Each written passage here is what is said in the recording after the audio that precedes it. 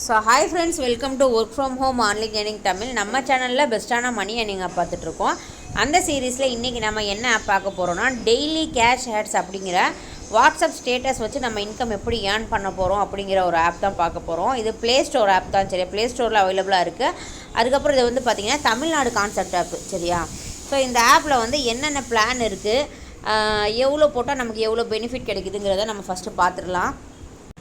இதில் மினிமம் பார்த்தீங்கன்னா 500, சரியா? அதுக்கு முன்னாடி வந்து ஃப்ரீ பிளான் இருக்குது. அதில் டெய்லி உங்களுக்கு 10 ரூபா கிடைக்கும், சரியா? 100 நாள் வேலிடிட்டி. ஸோ 100 ரூபா வந்ததுக்கப்புறம் தான் நீங்கள் வந்து விட்ரா எடுக்க முடியும், சரியா? ஸோ அதனால் அந்த பிளான் போடுறது வேஸ்ட்டு, சரியா?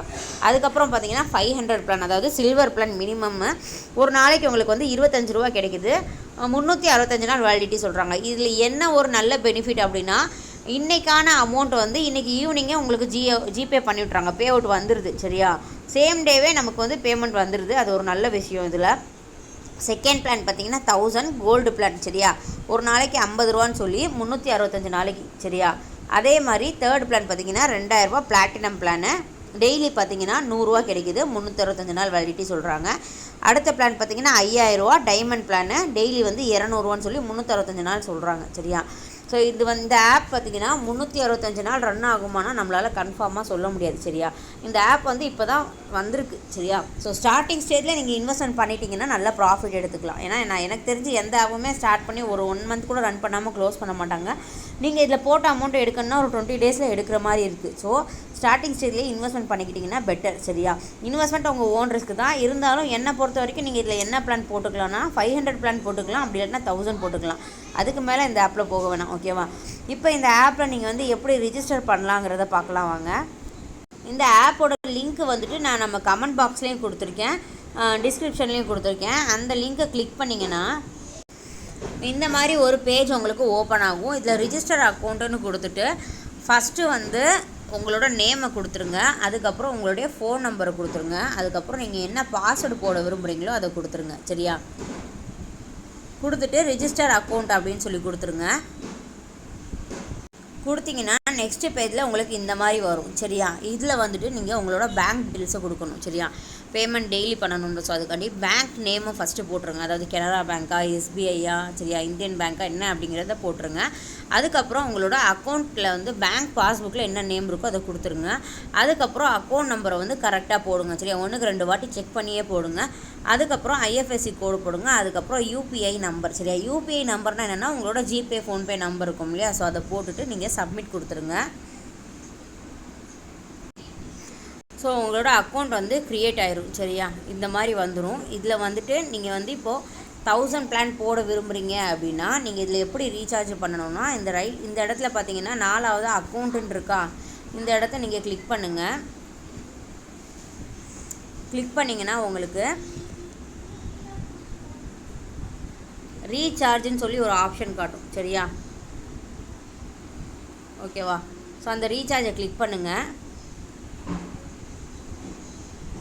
கிளிக் பண்ணிவிட்டு டெபாசிட் நவுங்கிறத கிளிக் பண்ணுங்கள்.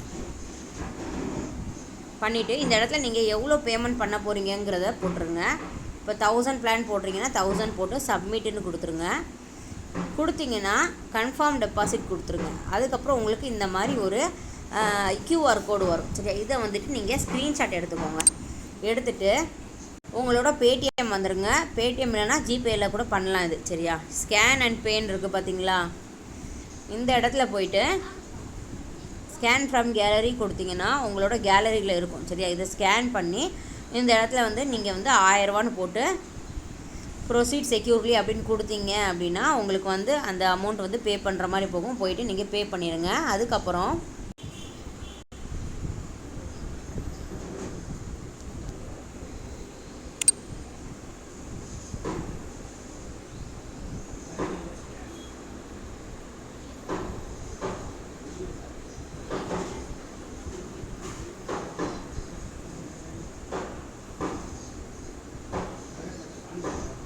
சாரி, பாஸ் பண்ணிட்டேன்னு நினச்சே எரேஸ் பண்ணிட்டேன். ஓகே, விடுங்க. இந்த காப்பின்னு இருக்குது பார்த்தீங்களா? இந்த இடத்துக்கு தான் உங்களோட யூபிஐ நம்பர், சரியா? இதை வந்து காப்பி பண்ணிவிட்டு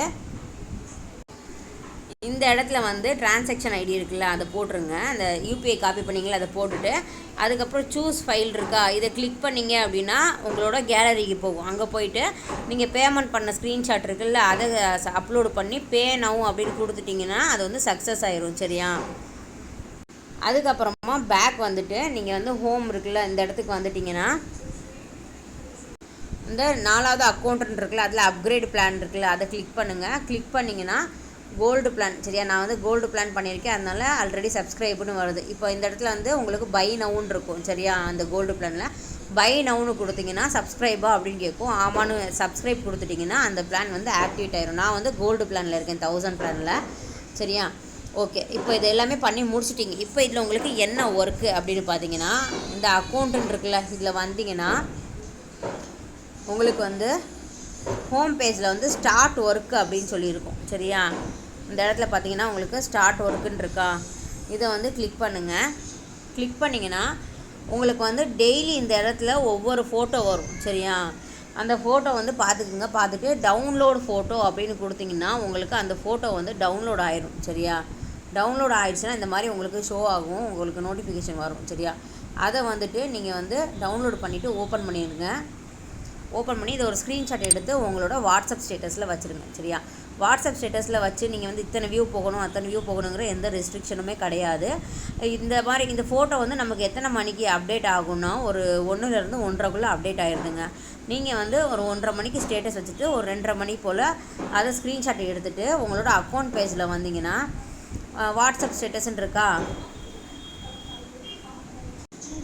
ஸோ அந்த வாட்ஸ்அப் ஸ்டேட்டஸை கிளிக் பண்ணிங்கன்னா உங்களுக்கு டைட்டில்னு இருக்கும். அந்த இடத்துல வந்து நீங்கள் எத்தனை மணிக்கு போடுறீங்க அப்படிங்கிறத டைட்டிலில் வந்துட்டு சும்மா வாட்ஸ்அப் ஸ்டேட்டஸ்னு டைப் பண்ணிடுங்க. அப்படி இல்லைன்னா இப்போ 3:18க்கு போடுறீங்கன்னா 3:18ன்னு எழுதிடுங்க. எழுதிட்டு அதுக்கப்புறம் வியூ கவுண்ட் வந்து உங்களுக்கு எவ்வளோ வந்திருக்குங்கிறத நோட்டிஃபை பண்ணிடுங்க. சரியா? 5 10 எவ்வளோ. சரியா? இவ்வளோ இருக்கணுன்ட்டு நமக்கு எதுவுமே கிடையாது. அதுக்கப்புறம் டேட் அப்படியே இருக்கட்டும். இந்த இடத்துல சூஸ் ஃபைலில் வந்துட்டு நீங்கள் ஸ்க்ரீன்ஷாட் எடுத்தீங்க இல்லையா, வாட்ஸ்அப் ஸ்டேட்டஸ் எவ்வளோ வச்சுருக்கீங்கன்னு, அந்த ஸ்க்ரீன்ஷாட்டை இந்த இடத்துல அப்லோடு பண்ணிடுங்க. பண்ணிவிட்டு சென்ட் ரெக்வஸ்ட்டுன்னு இருக்குல்ல, இதை கொடுத்துட்டிங்கன்னா ஒரு 1 ஹவரில் வந்து உங்களோட ஸ்டேட்டஸ் வந்து கரெக்டாக உங்கள் ஸ்டேட்டஸ் தானா, நீங்கள் வச்சுருக்கீங்களா இல்லையா என்னங்கிறத ரிவ்யூ பண்ணிவிட்டு உங்களுக்கு அமௌண்ட் வந்து ஆட் பண்ணிட்டுருவாங்க.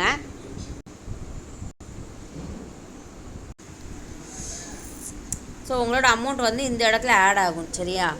அதில் வந்துட்டு நீங்கள் விட்ரான்னு சொல்லி போனீங்கன்னா இந்த இடத்துல விட்ரா நவுன்னு வரும். அதை கிளிக் பண்ணிடுங்க. பண்ணிவிட்டு 50 அப்படின்னு சொல்லி போட்டுருங்க. சரியா? உங்களோட பேமெண்ட் வந்து நான் 1000 பிளான் போட்டனால 50 ரூபா எனக்கு வந்துருக்கு. சரியா? கன்ஃபார்ம்னு கொடுத்தீங்கன்னா உங்களுக்கு வந்து கன்ஃபார்ம் ஆயிரும். சரி, இப்போ நான் வந்து விட்ரா ஆல்ரெடி போட்டுட்டேன், அதனால் நோ சஃபிஷியன்ட் பேலன்ஸ் அப்படின்னு சொல்லி வருது. சரியா? இப்போ பார்த்தீங்கன்னா நான் 50 ரூபா போட்டுட்டேன். எனக்கு வந்து 10% டேக்ஸ், அதாவது 5 ரூபா பிடிச்சிட்டு 45 ரூபா வந்து ஈவினிங் 8 மணிக்கு எனக்கு வந்து ஜிபே பண்ணிட்டுருவாங்க. நான் அந்த பேமெண்ட் ப்ரூஃபும் உங்களுக்கு காட்டுறேன் பாருங்கள். இந்த மாதிரி நம்ம பேமெண்ட்டை வந்து சேம் டேவே நமக்கு போட்டு விட்ருறாங்க. சரியா? மற்ற ஆப்ஸ் மாதிரி இவ்வளோ ரூபா சேர்ந்ததுக்கப்புறம் தான் விட்ரா எடுக்க முடியும், அவ்வளோ ரூபா சேர்ந்ததுக்கப்புறம் தான் விட்ரா எடுக்க முடியுங்கிற கான்செப்டே கிடையாது. டெய்லி வர்ற அமௌண்ட்டை நம்ம டெய்லி விட்ரா போட்டுக்கலாம். சரியா? இந்த ஆப்போட லிங்க்கு வந்து கமெண்ட்லேயே இருக்குது, டிஸ்கிரிப்ஷன்லேயே இருக்குது. கிளியராக சொல்லியிருக்கேன்னு நினைக்கிறேன். ஸோ கொஞ்சம் லாங்காகவே போயிடுச்சு வீடியோ, பட் கிளியராக சொல்லியிருக்கேன்னு நினைக்கிறேன். உங்களுக்கு எதுவும் இதில் புரியலனாலும் என்னை காண்டாக்ட் பண்ணி நீங்கள் கேட்டுக்கலாம்.